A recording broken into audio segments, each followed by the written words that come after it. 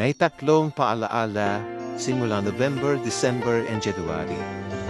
Dahil dumadami po ang sakit sa puso, heart attack, stroke, sa mga hospitals, even yung pagtaas ng blood pressure. So, ang tatlong dahilan ay una, bumababa yung temperatura ng ating paligid.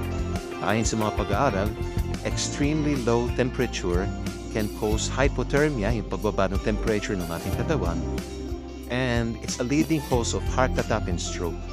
Hindi man kagaya sa ibang bansa, ang lamig sa ating paligid dito sa ating bansa, pwede pa rin po mag-cause yan ng paglapot ng dugo, magtigas ng ugat, at pagkipot ng daluyan ng dugo. So very important, mag-ingat po tayo.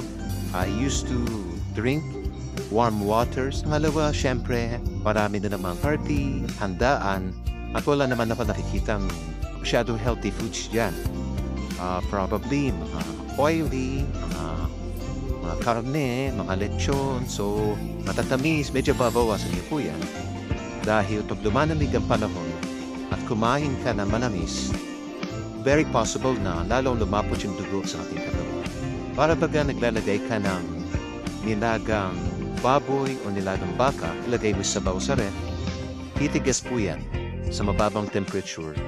At pangatlo, stressful po ang holiday seasons dahil maraming inaasikaso, medyo magastos, possible may bisita tayo na kailangan nating pagsilbihan. So, yung tatlong dahilan na yan ay akin na rin paalala upang sa gayon po ay hindi tayo magkasakit and salubungin natin ang New Year na tayo ay healthy and happy.